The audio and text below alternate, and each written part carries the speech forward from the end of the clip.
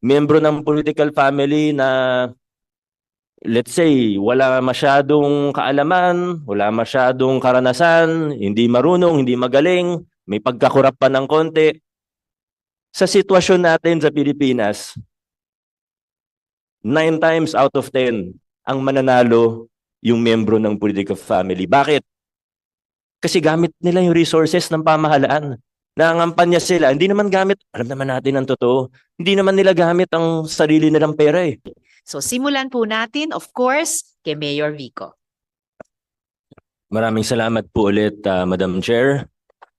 5 minuto lang pala meron. Naghanda po ako ng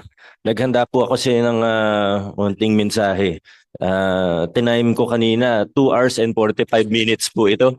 Sige, kahit Pero 45 minutes na lang. hindi, summarize ko po. Pero bago po ako magsimula, hingi lang po ako ng paumanhin sa bawat isa, at syempre sa ating chairperson na mga 10:15 kailangan ko pong umalis dahil may prior commitment po ako.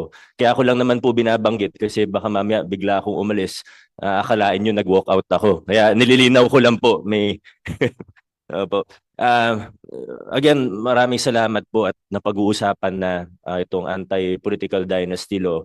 Pero sa tingin ko po, bago natin pag-usapan yung iba't ibang mga detalye nito, yung mga nabanggit po kanina na tanong, kailangan malinaw po sana sa bawat isa kung bakit ba natin sinusulong to. Ba't ba natin hinahangad na magkaroon ng isang anti-political dynasty law? Para sa akin po, hindi po ito tungkol sa kahit sinong individual o spesipikong pamilya. Hindi po ito laban sa isang pamilya, hindi po ito laban sa isang individual o sa isang politiko. Ang nilalabanan po natin dito, ang ayaw po natin dito ay yung concentration ng kapangyarihan sa kamay ng iilan lamang. What we are against here is the concentration of power in the hands of a few political elite. Na alam po natin yan na ang nangyayari sa ating bansa. Pangalawa po, ang nilalabanan at inaayawan po natin dito ay ang paggamit ng resources ng taong bayan. The use of state resources, the use of taxpayers' money to perpetuate themselves in power. Ibig po sabihin, ginagamit ang makinarya ng pamahalaan para sa pangampanya nila, ginagamit ang pera ng taong bayan para hindi na sila maalis sa pwesto. So kung yun yung nilalabanan natin, ano naman yung gusto natin? Ano ba yung inaasam-asam natin para sa ating bayan? Ang gusto po natin, ang mga kabataan, ang gusto po natin, ang mga mahuhusay, ang gusto po natin, ang mamamayan na kwalipikado at may kayang mamuno ay siyang mabigyan ng pagkakataon. Our Constitution not only suggests, but our Constitution guarantees equal access to opportunities for public service. This is the constitutional guarantee that Congress has slept on for the last 40 years.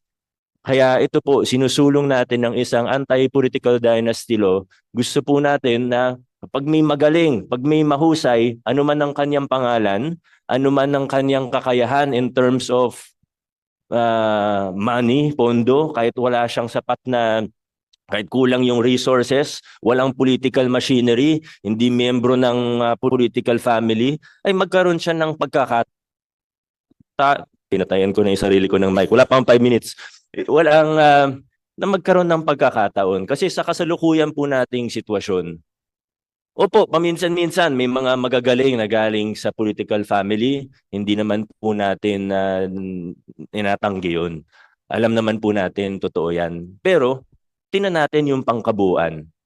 May isang kandidato na sobrang galing, honest, may integridad, maayos, mahusay, matino, pero walang pangalan, walang makinarya, walang pera. Ang kalaban niya, miyembro ng political family na theoretical lang naman po ito, wala tayong pinatatamaan. Miyembro ng political family na let's say wala masyadong kaalaman, wala masyadong karanasan, hindi marunong, hindi magaling, may pagkakurap pa ng konti.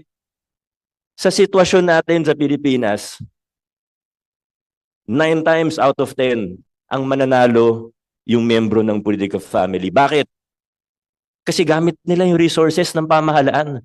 Nangangampanya sila. Hindi naman gamit, alam naman natin ang totoo, hindi naman nila gamit ang sarili nilang pera eh. Pag nakaupo na yan, ang gamit nila para mangampanya, resources ng taong bayan. May iba pang lugar, makikita po natin ng mga instance ng karahasan. Papasok ang bago, walang koneksyon sa politika. Manganib ang buhay niya mismo. Sa maraming lugar sa Pilipinas, ganyan po ang sitwasyon. Kaya po kailangan natin ng isang batas to equal the playing field and to give us what the Constitution guarantees, the equal access to opportunities for public service. Yan po ang sinusulong natin, yan ang pinaglalaban natin pag pinag-uusapan natin ang isang anti-political dynasty law. And I hope that Congress now will really be serious, whether the upper house, the Senate, or the lower house.